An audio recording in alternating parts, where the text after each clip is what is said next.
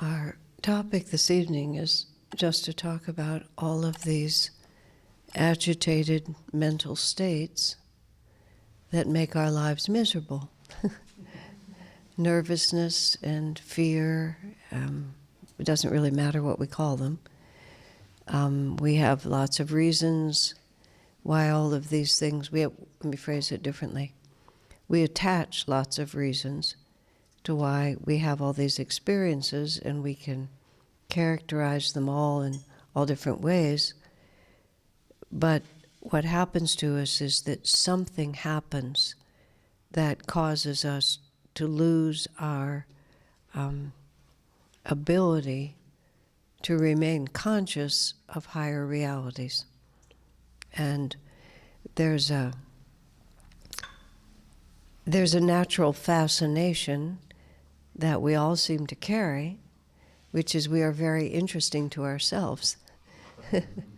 And our own story attracts us.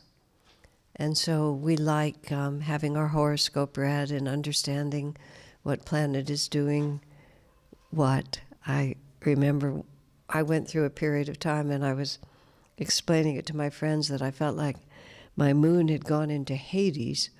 I didn't know if Hades was a planet or not, but that's just what it felt like. And so whatever we call it, we get interested in psychics and past life readers who can tell us, all these different details. And I'm not actually denigrating any of those things, because we get very interested in ourselves. And often knowledge or a bigger perspective about what we're experiencing gives us some way to relate to it. I had a period of time where, after I'd been traveling a lot for years, I just went into this period where if my travel companions were not with me, I actually it wasn't merely that I became anxious, I went into a state of near panic. And it got so that if people were going to leave me alone, I had to make sure that they promised that they would come back by this certain time. And if they were just a minute late, I'd be just pacing up and down waiting for them to come. It was very impressive. And I was talking in a satsang group, and I mentioned this sort of feeling that I had. This woman who has, I don't know whether she has true psychic ability or not, but she walked up to me and she said, "I can see you as a little child, and your mother died, and your father couldn't take care of you, and he took you to a railroad station and left you there." Just like that. And she just, out of nowhere, I had no relationship to that idea, but she was responding to the fact that I panicked if I wasn't with my companions when I was traveling. She said this to me out of the clear blue sky. I began to cry as soon as she said it. And this is just like, after dinner, like here, when everybody's having cookies, she's telling me about my past traumas and why I was so frightened in the airports. And then I also said, that was a very hard life, but it made me very strong. All of this happened, just like that, without my having any chance to think about it. Now, true or not, the feelings of it were true.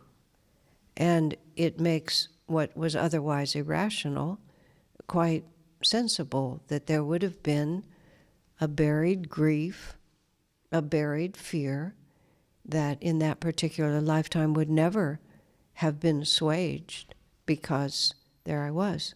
I was a street child, and I had to make my life work, which I had the feeling that I did, but the trauma goes into you. Now, what's so fascinating about this, you see, the trauma's not there anymore. I'm not a street child. I was born into a very supportive family. My parents have been wonderful to me, and they've helped make my life work even after they died, with money that my father earned. And so I've always been supported. And yet, there was a pattern deep inside of me that never really got fully resolved. On whatever it was, Saturday or Sunday, when we were talking about the chakras, and I was talking about the vrittis. And we have this energy self And the energy self is really much more who we are than our physical self. And the energy self, which is the pattern in the chakras, which is another big subject, but most of you have some familiarity. The pattern in the chakras stays with us. The body dies. The circumstances of that body go away, and by God's own grace, mercy, we don't remember. But we remember the feeling, because it makes an impression on the energy body. It makes a vritti, and energy circulates around it. And moving energy has an attractive power to it. So one of the things that we have to understand to begin to work with ourselves in an intelligent manner, Master makes a very interesting statement. He said, because we live in this material world in the realm of time, and because in the realm of time one thing follows another sequentially, Master said, we think that one thing causes another, which is just a very interesting thought. I'll go back to myself in the airport. Somebody walks away from me, and I'm suddenly alone in a busy airport, and I suddenly become afraid. So I think what's caused my fear is that my companions are no longer with me. But what's actually causing my fear, conceivably, is something that really happened a long time ago, and all of a sudden I'm remembering that. But for most of my life, and for my life now, my companions could walk away from me and it didn't mean anything to me. But somehow or another that vritti got activated, and that's what began to happen. So a lot of times what's happening to us is that the feelings we're having are real. But where we get super confused is we try to make a cause and effect relationship with something that's happening more closely in time. And then we get really mixed up because we know we're having a real feeling. My fear, irrational and goofy as it was super real. I was in an energy field of tremendous fear, but nothing in my environment was actually causing it. So what I'm trying to build here is this simple fact. We have to respect the way that we feel. Meaning, whenever people come to me and they tell me, like, I know this is stupid, I know it's dumb of me, I know I shouldn't, I always stop them, We spent a lot of lifetimes getting mixed up. We've devoted ourselves to developing wrong habits and wrong feelings. And we did it always seemed like a good idea at the time whatever it is we built up. And if we just denigrate what's bothering us and are ashamed of it, which is essentially what we're saying, I ought to be different, what that does is, as I was saying this also in the chakras class, not only now do we have the energetic pattern that's causing these dissonant feelings within us, but now we have shame, embarrassment, anger at ourselves on top of that. And I say sufficient is the problem itself. And if I have it, then it has to be dealt with. That doesn't mean it's important, that I have to put my life around it, that everybody around me has to circle around and worship what I'm worshiping. But it just means there it is. I've got it now. And so now what do I do? What we also have to deeply understand is there is no physical reality to these emotions. They are entirely and only an energy pattern. In fact, our entire consciousness is simply an energy pattern. And someday, our energy pattern is going to be a total and constant awareness of the divine presence around us. And that could happen tomorrow. Theoretically, if we could exert enough energy to change all those patterns at once, we could be liberated now.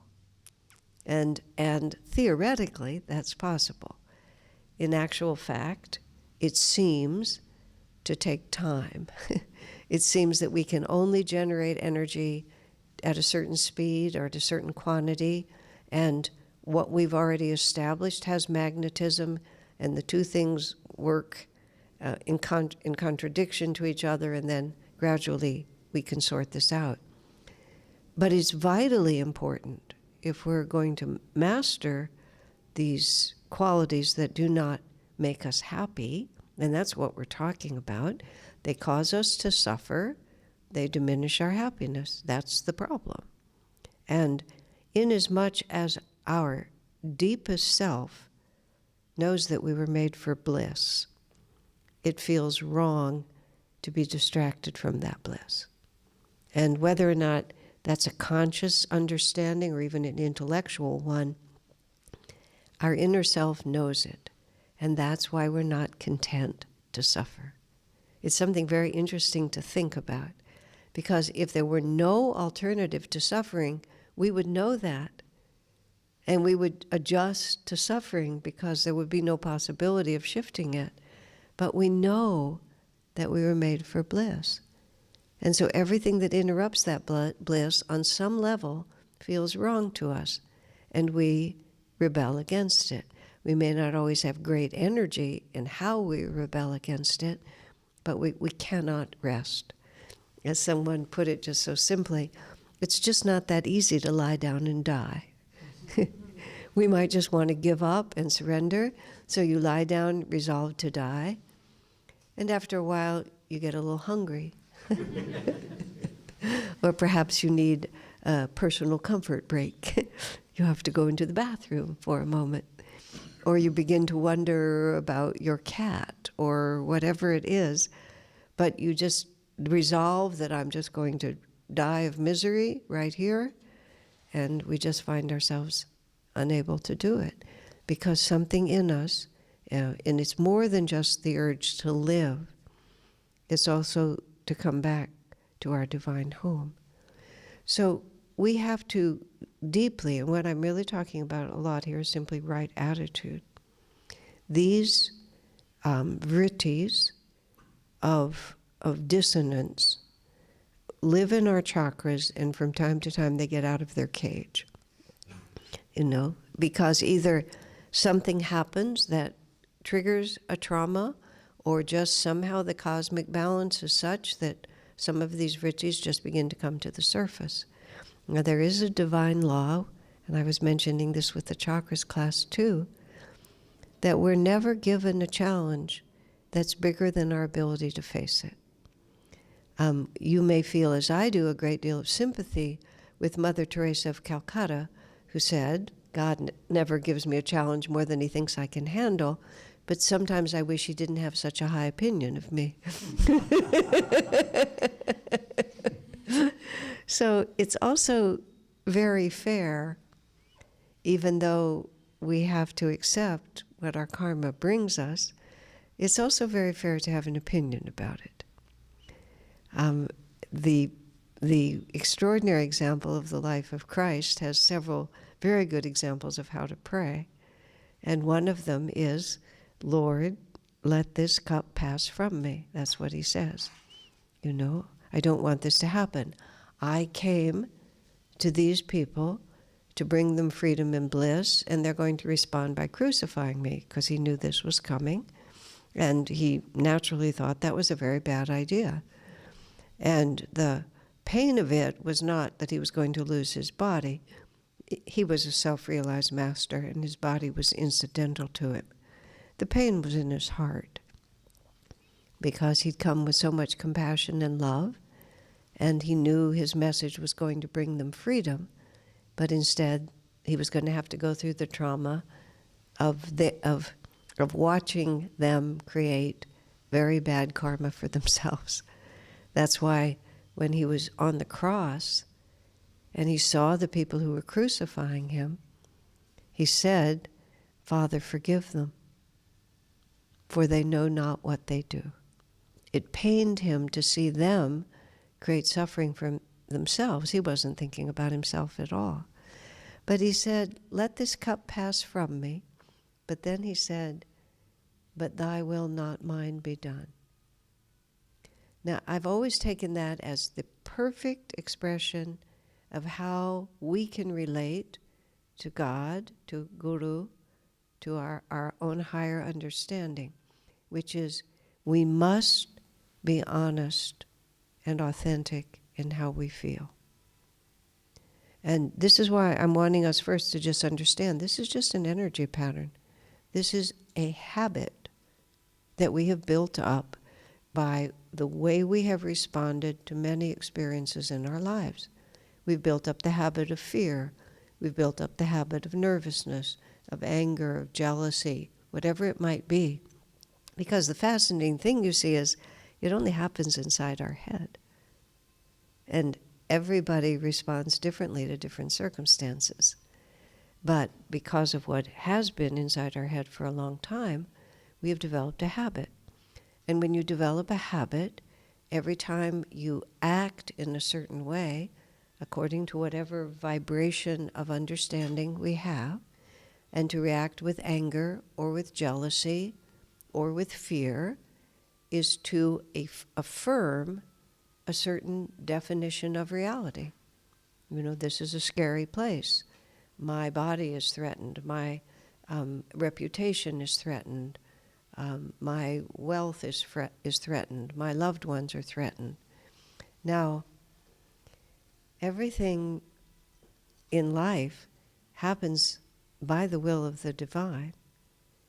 And everything that happens to every soul, to you and to everyone you know, is the perfect expression of the karmic necessity of whatever needs to be learned next. This is a very hard teaching. People love karma when it brings them wealth and fame. They're much less fond of karma when it brings us loss and suffering. So we really want karma to be true as long as it goes according to our egoic desires. And our idea of good means easy and pleasurable. And our idea of bad means that I or others are suffering. And we just accept that as true. But we have to stand back a little farther and say, what is the goal of life? Why was I born? Am I here merely to just sort of get by as comfortably as possible, or do I really want to grow? And what we really want to grow to is freedom. When I was younger, I always thought of a happiness. And when I met Swami Kriyananda, when I was 22, a long time ago now, and he walked into the room, and he had a quality about him that I've contemplated for decades, ever since. What did I see when he came into that room? Because I don't see auras, or I don't see into the astral world. And he was 44 years old. He was very dynamic. I want to tell you, when Jaya, who comes to India often, of course, when Jaya first met Swamiji, at around exactly that same time, 1968-69, Swamiji is American. He's white-skinned. He had long hair at that point. And Jaya describes him. Swami was closer to the years that he lived in India, and during those years he always wore Indian-style clothes, kurta, and he liked a dhoti, an orange dhoti, an orange kurta is what he would wear when he gave a public talk. So Jaya saw him in Berkeley. He's giving some kind of a public talk. He has on his orange dhoti. He has his orange kurta. He has a London overcoat, just like a very Western-style overcoat. He has a French beret. He has brown dress shoes and little orange, athletic socks, like this. And Jaya looked at Swamiji, and his hair was long down his back like this, and his little beard. Jaya looked at him and said, I like this man. He's completely himself. That's how he put it. He just is moving through the world as he is,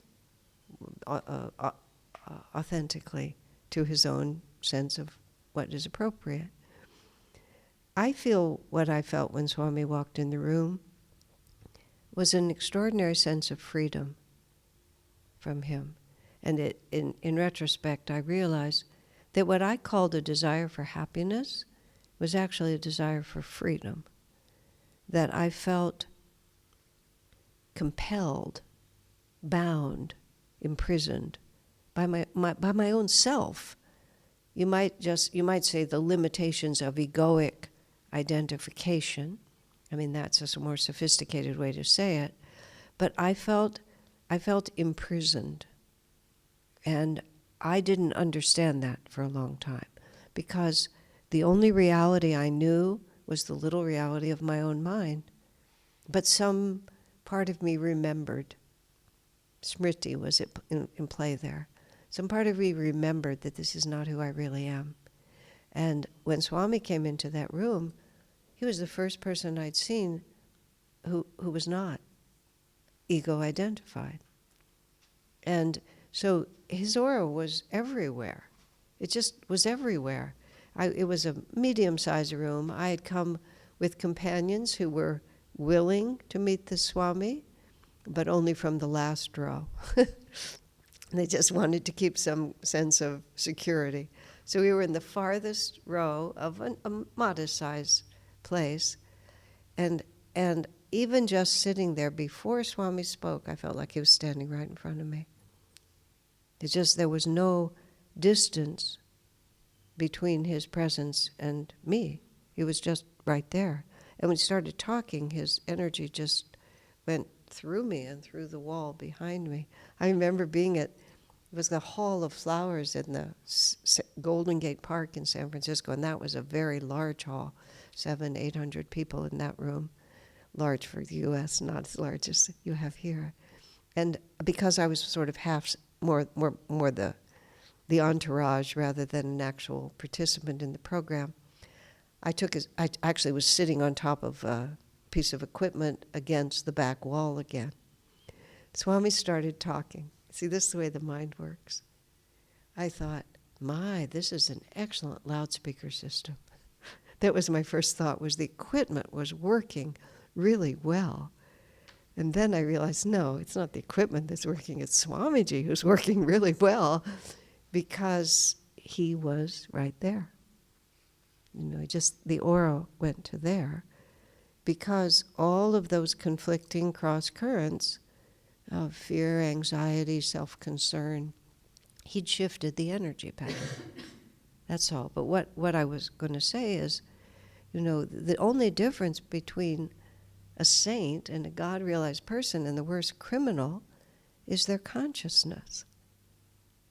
And if we shift our consciousness, we become that saint or that good person. Even the worst murderer, if he has a revelation of God and releases all of that, he becomes saintly. So we have to hold with tremendous conviction that even when we're swept away with delusion, painful delusion, this is just an energy pattern.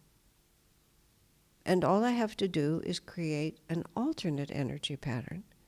And sooner or later, if I persevere with enough strength and I behave in a way that's consistent with the way energy works, this will give up and go away.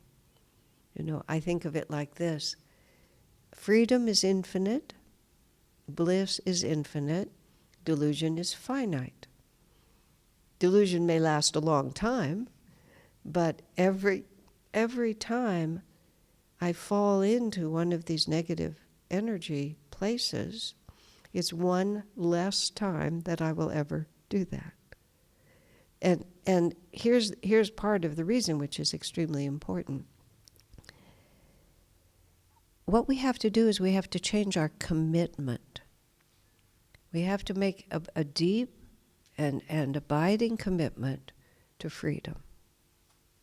And we need to bring powerfully into our hearts that I can be free. And I mean ultimately, infinitely free, but I can be free of any energy pattern I have, because it's nothing but an energy pattern. And therefore, it's bad enough that I have to go through it. I don't have to become terribly alarmed or terribly identified about it or totally hopeless, because here we are again. Of course, here we are again, friends. We have so many levels that we don't even know. We don't know how many times we were abandoned in the railroad station and we were never able to resolve. And so now these issues are just going to keep rising. But we need to deeply know that this is temporary and bliss is permanent. And as soon as we're able, we move out of it. And we also profoundly and deeply need to have a strategy. And if we just know that it's energy against energy, we also have to realize that when these moods, emotions, fears, nervousness come to us, it's not a casual problem, because the more we allow it to run without at least making some effort to push back against it, and of course the degree of effort we can make is variable, but some effort to push back against it, we're just dooming ourselves to having it happen again and again. So we need to realize it's an emergency. I was talking to a friend and saying she liked to camp a lot, and in certain parts of, well, you all know what poisonous snakes are like. I was thinking about rattlesnakes in the deserts of the U.S. If a rattlesnake comes in and bites you, sinks its venomous fangs into you, you don't have a long psychological conversation with yourself about why. Isn't that interesting? This is the big snake. Why didn't the smaller one come? And why did it come now? And why wasn't it yesterday? And I have relatives who are also bitten by rattlesnakes. None of that is relevant because we recognize it as a life or death situation. And so we just immediately kick into action. So when our minds start feeding us reasons why we have to be afraid or we have to be angry, and this is, Swamiji put it this way, one of Satan's tricks, if you want to think of it like that, one of Maya's tricks, is Maya persuades you that you need to take her seriously and relate to her. And so when it comes up, we sort of think that this is something that, I have to think about, I have to consider. The phrase, Swamiji was not very fond of this phrase, so he would say it like this.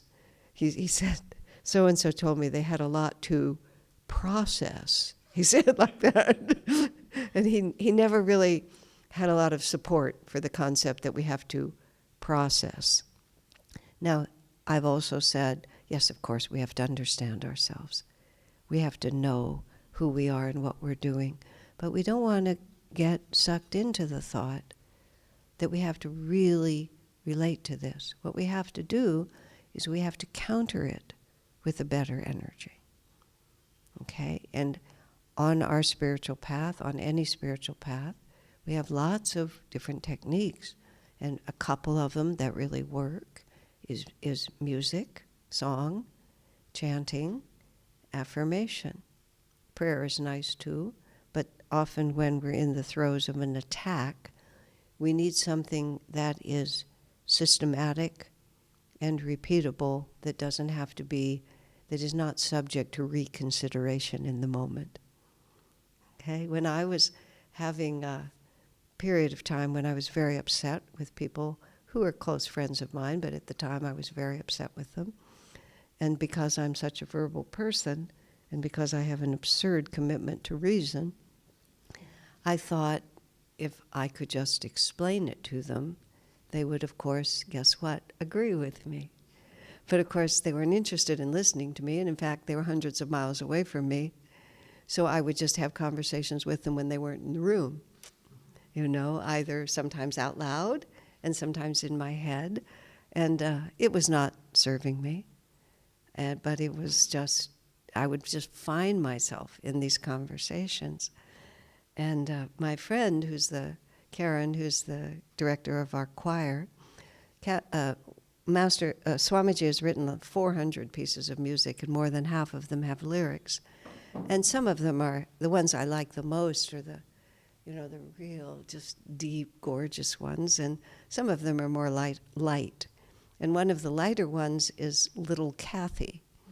And it's for those, if some of you may know it, Little Kathy goes out in the garden and she's dancing, and then she sees a fat little robin and she dances with the little robin, but the robin doesn't dance very well, so the robin persuades Kathy that, or Kathy persuades the robin that it's okay, he's a fat little robin, everybody can do something, and then we all dance around the garden and we're all so happy. Has a chorus that isn't really words, that's just like this.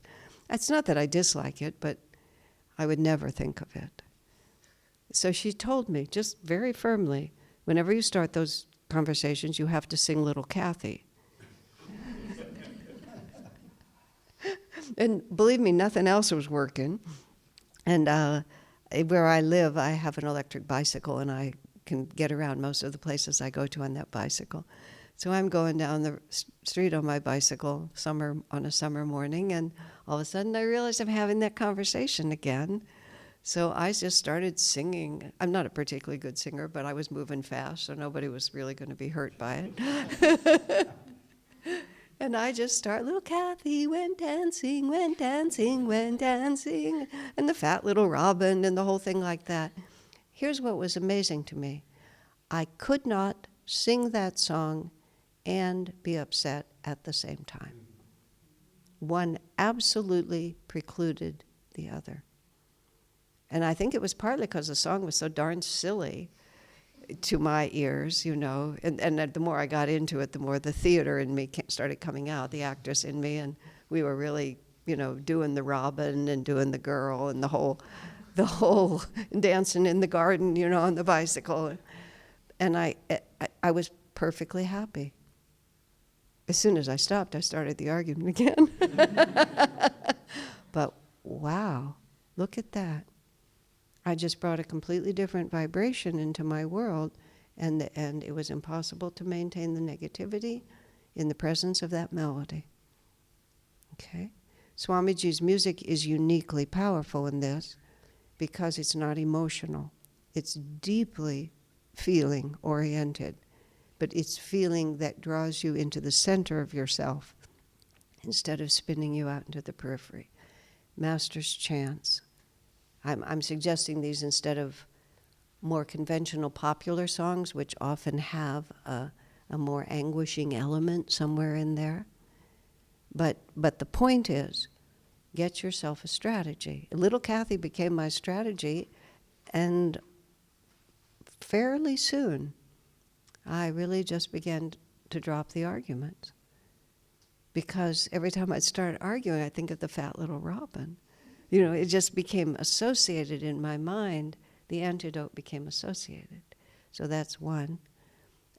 Affirmations are magnificent, and there's Swami's book of affirmations for self-healing. And there's 52 different affirmations in here, and there's also prayers in here. And somehow for me, the prayers are better affirmations for me than the affirmations.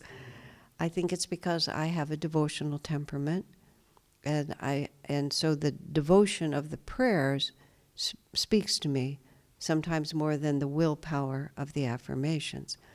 Master has a little other book called Scientific Healing Affirmations, which is highly recommended. Now I want to talk just a little bit about how affirmations can work, because I also, for many years, used an affirmation, and I used the same one over and over and over and over and over. First because it worked for me, but also because it took away any decision making. I didn't have to work it out. It's just, certain, and in this case what I was working with was I guess the word would be crippling, a crippling sense of insecurity about my ability to cope. Just, our responses to life are not rational. It didn't really make any difference whether it made any sense, very, very deep in my nature. Now, the thing about what you want with an affirmation is you want an affirmation that is bigger than who you are now, but not too much bigger. This is how I learned this. I was counseling this woman, or she came to me. She was asking me. She had been a chemist and really, really liked her job. And she developed a serious allergic reaction to some of the substances she had to work with. So all of a sudden, the career that she was very good at, that she really liked, was in extremely serious jeopardy. And so she took a leave of absence. She did everything she could to heal herself. Now she was about to go back to work, and she came to talk to me, and she was very nervous about this. So she told me that she had an affirmation, and that affirmation was, I am strong, I am well, I am invincible, nothing is going to bother me. Just something, it was more elegant than that, but that was it. I'm going to go back in there and not be allergic. That was essentially what she was saying. I just looked at her, I said, "Do you believe that?" She said, "No." Because she'd picked something that was too far beyond what her actual emotions were. So not only would it not work, but every time she said it, her subconscious mind was telling her that it wasn't true. And so it was worse than not being effective. She was actually weakening herself by stretching herself too far. So we worked together to try to create or find an affirmation she could really believe in, which is what we came to. I am a child of God. I am loved by my Divine Mother. Whatever Divine Mother sends me, she will also give me the strength to deal with it. And so that she could really believe. And so she went back. And truthfully, I didn't know her well enough to know what happened. So I'd love to tell you, yes, it worked. But the principle was really true. So when I was working with myself, which I did for a long time on particular issues, this is the affirmation, and it's from Master, and I'm just presenting it to you because it's an example. It had 3 parts to it. I know God's power is infinite, and as I am made in His image, I too have the strength to overcome all obstacles. Because I was dealing with self-doubt, I was dealing with fear, and so this is how it worked. I know God's power is infinite. Got that one, not a problem. I know God's power is infinite. And as I am made in His image, well, sometimes I forget, but if you ask me, wake me up in the middle of the night and ask me if I'm made in God's image, I'll say yes. My subconscious will say yes. I know God's power is infinite, and as I am made in His image, and then it gets a little dicey, I too have the strength to overcome all obstacles. But what I've done is I've trapped myself with 2 true statements, and the third one is the natural outgrowth of 2 things I can believe, and the third one I don't yet believe, but since I believe the first 2, I can't escape the third one. But I'm giving it to you in a big story. So if we're going to be effective with an antidote, it has to be an antidote that we can wholly embrace, that we can remember, and that moves us to our own next step. Rather than, there's a lot of other affirmations, and depending on who you are, depending on what will work for you, but find a formula. And when I was going through a very difficult emotions, I found a chant. And that chant was, Sri Yogananda, guide to inner freedom, steal into my heart of hearts and banish my delusions. And it had a melody that really was simple to sing, and that one was that was the generic antidote to struggle like that. And very simple, I, for example, by contrast, there's a chant that Swami wrote called, I want only Thee, Lord, Thee, only Thee. I've gradually learned to be able to sing that chant. But it didn't work for me like it worked for other people, because I would think, no, I don't. I want only Thee, Lord. No, I don't. No, I don't. I want this, I want this, I want this, I want this. But others might find that chant just resonates with them perfectly. Now I have to say I've grown into that chant. I can sing that chant much more completely. But when I'm in trouble, I ask my beloved Guru to come in and banish my delusions. Okay, now here's the last part that we really have to realize, and this is the key to everything, in fact. Because we move in and out of attunement with the divine, we think that God is only present with us sometimes.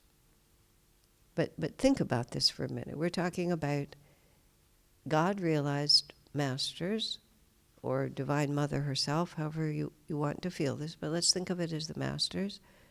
They are completely free. They love us unconditionally, which is really something to think about. There is no condition that we can create that in any way diminishes their love and commitment to us. This is literally impossible for us to understand because we are different than that. They also live outside of time, outside of space, outside of life and death. Their consciousness is unchanged and eternal.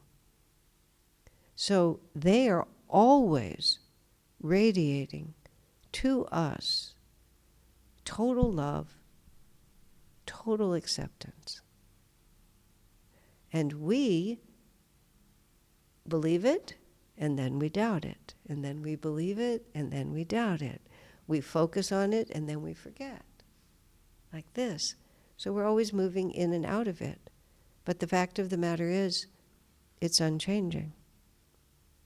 And the single most helpful thing we can do in terms of all of these disharmonious feelings, the answer to all of them is, I am loved by God. I am a child of the infinite, and doesn't matter how naughty I am, doesn't matter how stupid and obnoxious and unpleasant I'm being, what an ungrateful wretch I am, His love for me is unconditional. And all of the disharmony and chaos that we create is because somehow we don't believe that. Or we don't understand what it really means. So when we are not in the grip of some negative reality, spend as much time as you possibly can just reminding yourself over and over, I am loved. Just simply that. I am loved. And I will never be able to separate myself from that love. So then I ask myself the question, and this is one of my present mantras, why do I ever worry about anything? You know, when anxiety about this or fear about that or self-doubt comes, why do I ever worry about anything? And so I use wisdom, gyan. Just talk yourself out of it. And above all, bear this in mind. Oh, I've said this about 4 times. This is the most important, but nonetheless, this is the most important. Like this. Practice all the time. When we have a big issue, we also almost always, the same big energy is also manifested in lots of small ways. Again, one of my friends taught me this. She had this terrible anger against her mother, fairly justified. She was not fortunate in the mother department. She got a very hard mother, and it was tough karma. Very angry. And I sort of said, she wasn't actually a friend, she was an acquaintance. I said, well, do you have an inclination to be angry otherwise? No, not at all, she said. But as we gradually explored it, her general response to everything was anger. You know, somebody in her office leaves the coffee cups in the sink and doesn't wash them. You know, somebody doesn't take their old sandwich out of the refrigerator. Some person on the highway drives in a stupid manner and they don't like it. doesn't wash their car. I mean, just talk about it. Her response to everything was anger. She just didn't call it that. I said, well, you're not going to be able to dismantle this thing with your mother because it's just so much bigger than you are. But you can nibble around the edges of the habit. So this is the phrase that Swami gave to me: practice when it's easier. And don't feel that, well, I can just indulge myself in this nervousness or this anger or this fear. No, actually, no. Because each of those little ones keeps digging the same groove. And if you want to stop the groove, you have to start pulling back from it. So master every small expression, and you'll begin to understand the dynamic of how I get over this. Use your affirmation all the time. I must have said that affirmation, who could count? I said that affirmation bazillions of times. And then gradually, an odd thing happened. I began to believe it. I just began to believe I can handle this. And then I drew to myself, fantastic, a friend of mine. I was expressing to her this kind of anxiety about getting it done. She just looked at me and said, Asha, you always get it done. And it was the oddest thing. I think it was at the tipping point, you see. And I thought, I do. I always do. And if I don't, it's because for some reason it didn't have to be done. So why am I worrying all the time? You build it. But I'm sure I wouldn't have I doubt if she would have said it, and I wouldn't have believed her. Except I'd said a bazillion times that God will give me the power. And so when somebody said, sure, it's just like, oh, because it was nothing but an energy pattern. And I finally balanced it like that. And then, of course, I don't mean to be depressing, but then the next one comes. But each time that you prove to yourself that I can face it and overcome it, the one after it is easier and the one after that is easier. I don't mean it doesn't tax you to the max, but you know you can do it. That's what you want. All right, do we have any thoughts or questions that we'd like to take a few minutes for?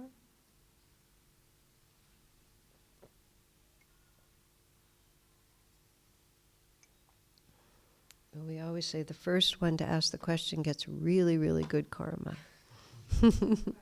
Okay. Yes, there we are. So sometimes in these situations, I can tell myself, remind myself of these truths. Then I know that I can do it, can move out of it.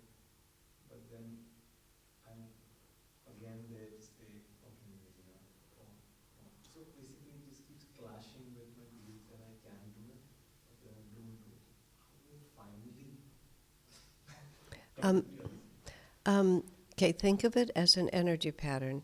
Think of it as however many lifetimes, and how many times in this lifetime you've put a penny in the bank of self-doubt by your thoughts, by your actions or lack of action, by things that other people told you, by experiences that you don't even remember.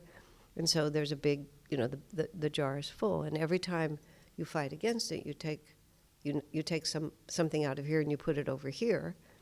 And if you just keep doing that, the balance will tip. When I turned 36, and then I hate to tell people how long this takes, which was 12 years after I came onto the spiritual path, my self-concept was always just slightly against me. I mean, not horribly, but slightly against me. And I would think of my consciousness as a marble. And if you set the marble on the whatever it was slightly against me, and so it would roll down to the, oh, you poor sap, you'll never get it done side, like that. For 12 years, I fought the good fight, and then almost virtually on my 36th birthday, which is a Jupiter cycle astrologically, my subconscious mind tipped like that in my favor. And it was no big, wild, now I can do anything. But now the marbles started rolling slightly toward you can probably manage it side like that. The only reason that happened was I didn't give up. That the only way you can fail is to quit. And then you won't even really fail. You'll just lie on the floor and suffer and try to lie there and die and won't succeed. And so eventually you'll get up and start again. So as Swami said to us once, you're going to get it right sooner or later. Why waste a few million years? So just, people ask me, you know, what's the secret of success on the spiritual path? Don't quit.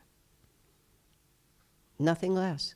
And you have to build into yourself, first of all, that what else would I do? You need to keep vividly in front of your mind at all times what life was like before you discovered the spiritual path. You must never forget what it's like not to be on the path. And then you just say, what choice do I have? You know, nothing good is going to come to me from giving up, even if I do have to lie here for a while and reconsider my options.